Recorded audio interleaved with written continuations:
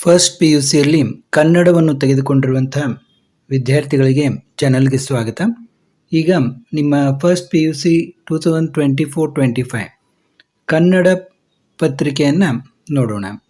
ಇಲ್ಲಿ ಇಂದು ನಡೆದ ಪರೀಕ್ಷೆಯಲ್ಲಿ ಕೊಟ್ಟಿರುವಂಥ ಪ್ರಶ್ನೆ ಪತ್ರಿಕೆ ಅ ವಿಭಾಗದಲ್ಲಿ ಬಹು ಆಯ್ಕೆ ಪ್ರಶ್ನೆ ವಿಭಾಗ ಅಂತ ಕೇಳಿದ್ದಾರೆ. ಈ ಕೆಳಗಿನ ಪ್ರಶ್ನೆಗಳಿಗೆ ನೀಡಿರುವ ಉತ್ತರಗಳಲ್ಲಿ ಸರಿಯಾದದನ್ನು ಆರಿಸಿ ಬರೆಯಿರಿ. ಬೆಲೆಯ ರಾಕೆಟ್ಟು ಯಾನದಲ್ಲಿ ಹೊರಟ ಹಣ್ಣು. ನೋಡಿ, ಸೇಬು ಹಣ್ಣು. ಲಾಠಿ ಬೂಟುಗಳಿಗೆ ತತ್ತರಿಸಿದ ಜನವೇ, ಗಂಟೆ ಜಾಗಟೆಗಳ ಸದ್ದಿನಲ್ಲಿ ಕರಗಿದ ಸನ್ನಿಪಾತ ಸಮೂಹವೇ, ಅಣುಬಾಂಬುಗಳಿಗೆ ಬಂಜೆಗೊಂಡ ನೆಲವೇ, ಬಿಡಿ ಇನ್ನು ಚಿಂತೆ ಮತ್ತೆ ಸೂರ್ಯ ಬರುತ್ತಾನೆ.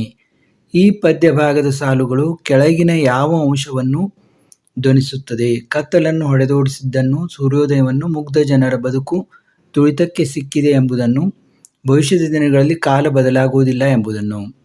ಇಲ್ಲಿ ನೋಡಿ, ಮುಗ್ಧ ಜನರ ಬದುಕು ತುಳಿತಕ್ಕೆ ಸಿಕ್ಕಿದೆ ಎಂಬುದನ್ನು ಅನ್ನುವುದು ಉತ್ತರ. ಜಲದ ಕಣ್ಣು ತೆರೆದಾಗ ಇದು ಕುಸಿಯುವುದು.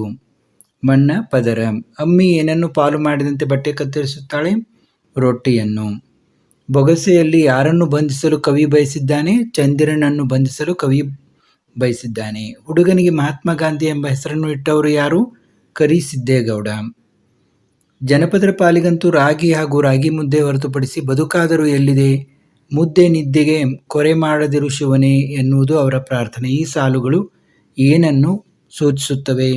ಜನಪರ ಬದುಕಿನಲ್ಲಿ ರಾಗಿ ಮುಖ್ಯ ಎಂಬುದನ್ನು ಈ ಒಂದು ಸಾಲುಗಳು ಸೂಚಿಸುತ್ತವೆ. ರಾಜಕುಮಾರಿಗೆ ಬಂದ ರೋಗವಿದು. ಯಾವುದು? ಹೊಟ್ಟೆ ನೋವು. ಬೋಳೇಶಂಕರನ ಅಣ್ಣಂದಿರಿಗೆ ಯಾವ ರೋಗ ಹಿಡಿದಿದೆ? ಅತಿ ಆಸೆಯ ರೋಗ.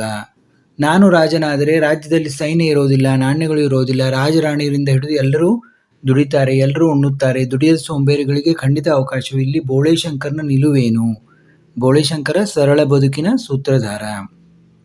ಇನ್ನು ಬಿಟ್ಟ ಸ್ಥಳಗಳಿಗೆ ಆವರಣದಲ್ಲಿ ಕೊಟ್ಟಿರುವ ಸ್ಥಳಗಳಲ್ಲಿ ಉತ್ತರಗಳಲ್ಲಿ ಸೂಕ್ತವಾದನ್ನು ಆರಿಸಿ ಬರೆಯಿರಿ ಅಂತ ಕೇಳಿದರೆ, ಶಾಸ್ತ್ರಿ ಮಾಸ್ತರ್ಗೆ 10 ವರ್ಷ ಸೇವೆ ಇತ್ತು. ರಂಗರಾವ್ ಕೋಟ್ ಹಿಲ್ಸ್ನಲ್ಲಿ ಆದಿ ದ್ರಾವಿಡ ಸಹಕಾರ ಸಂಘ ಸ್ಥಾಪಿಸಿದರು. ಶಕುಂತಲೆ ತಾಯಿ ಹೆಸರು ಮೇನಕೆ. 70ರ ದಶಕದಲ್ಲಿ ಭುಗಿಲೆದ್ದ ಚಳವಳಿ ರೈತ ಚಳವಳಿ. ಅರಣ್ಯ ಜಂತುಗಳಲ್ಲಿ ಬುದ್ಧಿವಂತದ್ದು ಯಾವುದು? ನರಿ. ನೋಡಿ, ಯಾವುದಾದ್ರೂ ತಪ್ಪಾಗಿದ್ದರೆ ಕಾಮೆಂಟ್ನಲ್ಲಿ ತಿಳಿಸಿ. ಹೊಂದಿಸಿ ಬರೆಯಿರಿ. ನೋಡಿ, ಮಳೆ ಬಿದ್ದ ನೆಲದಲ್ಲಿ ಮತ್ತೆ ಸೂರ್ಯ ಬರುತ್ತಾನೆ. Doctor H.L. ಪುಷ್ಪ. ಹೊಲಿಗೆ ಯಂತ್ರದ ಅಮ್ಮಿ. ಜೀವಕ್ಕೆ ಇಂಧನ. ಇಲ್ಲಿ ನೀವು ಒಂದು ಲೇಖಕರ ಹೆಸರ ಜೊತೆಗೆ ಆ ಒಂದು ಪಾಠ ಅಥವಾ ಪದ್ಯದ ಹೆಸರನ್ನು ಜೋಡಿಸಬೇಕು.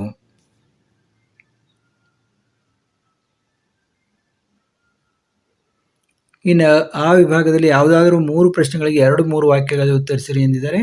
ಕಾಲು ಮತ್ತು ದೇಹವನ್ನು ಯಾವುದಕ್ಕೆ ಹೋಲಿಸಲಾಗಿದೆ? ಶಿಶು ಮಕ್ಕಳು ತಾವು ಸತ್ತರೂ ಚಿಂತಿಲ್ಲ ಎನ್ನಲು ಕಾರಣವೇನು? ನಾಡಿನ ಹೊರಗಿನ ಮತ್ತು ಒಳಗಿನ ಕಳ್ಳರು ಯಾರು? ತನ್ನನ್ನು ಏಕೆ ಕಿತ್ತುಕೊಳ್ಳಬಾರದೆಂದು ಹೊಟ್ಟೆಯೊಳಗಿನ ಮಗು ಹೇಳುತ್ತಿದೆ. ಯಾವುದಾದ್ರೂ 2 ಪ್ರಶ್ನೆಗಳಿಗೆ 2-3 ವಾಕ್ಯಗಳಲ್ಲಿ ಉತ್ತರಿಸಿರಿ ಎಂದಿದ್ದಾರೆ. ಒಂದೊಂದಕ್ಕೆ 2 ಅಂಕ. ನಮ್ಮ ಯಾವ ಜಿಲ್ಲೆಗಳು ರಾಗಿ ಕಣಜಗಳಾಗಿವೆ? ಗಾಂಧೀಜಿಯವರು ರಂಗರಾವ್ ಬಗ್ಗೆ ಏನು ಹೇಳಿದರು? ರೈತರನ್ನು ಶೋಷಣೆ ಮಾಡಿದವರು ಯಾರು? ಹುಲಿಯ ಗುಹೆಯಲ್ಲಿ ನಾಪಿತನು ಏನೇನನ್ನು ಕಂಡನು? ಇನ್ನು ಯಾವುದಾದ್ರೂ 3 ಪ್ರಶ್ನೆಗಳಿಗೆ 2-3 ವಾಕ್ಯಗಳಲ್ಲಿ ಉತ್ತರಿಸಿರಿ ಎಂದಿದ್ದಾರೆ. ಸಾಹುಕಾರನನ್ನು ತನ್ನ ಸಹೋದರಿಗೆ ಆಸ್ತಿಯನ್ನು ಹೇಗೆ ಹಂಚಿದ? ರಾಜಕುಮಾರಿ ಹೊಟ್ಟೆ ನೋವನ್ನು ವಾಸಿ ಮಾಡುವವರಿಗೆ ಏನೇನು ಬಹುಮಾನ ಕೊಡುವುದಾಗಿ ಡಂಗುರ ಸಾರಿಸುತ್ತಾರೆ? ಸೈತಾನ್ನ ಆಗಮನವನ್ನು ಭಾಗವತ ಹೇಗೆ ತಿಳಿಸಿದ್ದಾನೆ? ಸೈತಾನಿಗೆ ಮೊದಲ ಪಂಕ್ತಿಯ ಊಟ ನಿರಾಕರಿಸಿದ್ದು ಏಕೆ? ಇನ್ನು ಈ ವಿಭಾಗದಲ್ಲಿ ಯಾವುದಾದ್ರೂ 2 ವಾಕ್ಯಗಳ ಸಂದರ್ಭ ಸೂಚಿಸಿ ಸ್ವಾರಸ್ಯ ಬರೆಯಿರಿ ಅಂತಂದಿದ್ದಾರೆ. ಇಲ್ಲಿ 3 ಇದನ್ನು ಕೊಟ್ಟಿದ್ದಾರೆ, 2 ಇದನ್ನು ನೀವು ಬರೀಬೇಕು. ಯಾವುದಾದ್ರೂ ಒಂದು ವಾಕ್ಯದ ಸಂದರ್ಭ ಸೂಚಿಸಿ ಸ್ವಾರಸ್ಯ ಬರೆಯಿರಿ ಎಂದಿದ್ದಾರೆ. 3 ವಾಕ್ಯಗಳನ್ನು ಕೊಟ್ಟಿದ್ದಾರೆ, 1 ಬರೆದರೆ ಆಯಿತು. ಯಾವುದಾದ್ರೂ ಒಂದು ವಾಕ್ಯದ ಸಂದರ್ಭ ಸೂಚಿಸಿ ಸ್ವಾರಸ್ಯ ಬರೆಯಿರಿ ಅಂತಂದಿದ್ದಾರೆ. ಇಲ್ಲಿ 2 ಕೊಟ್ಟಿದ್ದಾರೆ. ನೋಡಿ, ಎಲ್ಲಕ್ಕೂ 3 ಅಂಕಗಳು. ಯಾವುದಾದ್ರೂ 2 ಪ್ರಶ್ನೆಗಳಿಗೆ 5-6 ವಾಕ್ಯಗಳಲ್ಲಿ ಉತ್ತರಿಸಿರಿ ಅಂತಂದಿದ್ದಾರೆ. ಒಂದೊಂದಕ್ಕೆ 4 ಅಂಕ. ದುರ್ಯೋಧನ ರಣರಂಗದಲ್ಲಿ ನಡೆದು ಬಂದ ಬಗೆಯನ್ನು ಕವಿ ಹೇಗೆ ವರ್ಣಿಸಿದ್ದಾನೆ? ಹುಟ್ಟು ಸಾವನ್ನು ಮೀರುವುದು ಹೇಗೆಂದು ಅಕ್ಕ ಮಹಾದೇವಿ ತನ್ನ ವಚನದಲ್ಲಿ ವಿವರಿಸಿದ್ದಾಳೆ. ಶಿವನು ಚೆನ್ನಯ್ಯನ ಮನೆಯಲ್ಲಿ ಊಟ ಮಾಡಿದ ಪ್ರಸಂಗವನ್ನು ವಿವರಿಸಿರಿ. ಇನ್ನು ಕೆಳಗಿನ ಪದ್ಯ ಭಾಗವನ್ನು ಅರ್ಥೈಸಿಕೊಂಡು ಕೇಳುವ ಎಲ್ಲ ಪ್ರಶ್ನೆಗಳಿಗೆ ಉತ್ತರಿಸಿ ಅಂತ 3 ಪ್ರಶ್ನೆಗಳನ್ನು ಕೇಳಿದ್ದಾರೆ. ಈ ಮೇಲಿನ ಪ್ರಶ್ನೆಗಳಿಗೆ 1 ಅಂಕ, ಕೆಳಗಿನ ಒಂದು ಪ್ರಶ್ನೆಗೆ 2 ಅಂಕ. ಯಾವುದಾದ್ರೂ ಒಂದು ಪ್ರಶ್ನೆಗೆ 5-6 ವಾಕ್ಯಗಳಲ್ಲಿ ಉತ್ತರಿಸಿರಿ ಎಂದಿದ್ದಾರೆ. ಒಂದು ಪ್ರಶ್ನೆಗೆ 4 ಅಂಕ, 2 ಪ್ರಶ್ನೆ ಇದ್ದಾವೆ. ಶಾಸ್ತ್ರಿ ಮಾಸ್ತರ್ ವ್ಯಕ್ತಿತ್ವವನ್ನು ನಿರೂಪಿಸಿ. ದುಷ್ಯಂತ ಮತ್ತು ಶಕುಂತಲೆ ನಡುವೆ ಅಂತಃಪುರದಲ್ಲಿ ನಡೆದ ಮಾತುಗಳನ್ನು ವಿವರಿಸಿ. ಯಾವುದಾದರೂ ಒಂದು ಪ್ರಶ್ನೆಗೆ 5-6 ವಾಕ್ಯಗಳಲ್ಲಿ ಉತ್ತರಿಸಿ ಎಂದಿದ್ದಾರೆ. ಬೋಳೆಶಂಕರನ ನಾಣ್ಯ ಮತ್ತು ಸೈನಿಕರನ್ನು ಪಡೆದ ಪ್ರಸಂಗವನ್ನು ವಿವರಿಸಿ.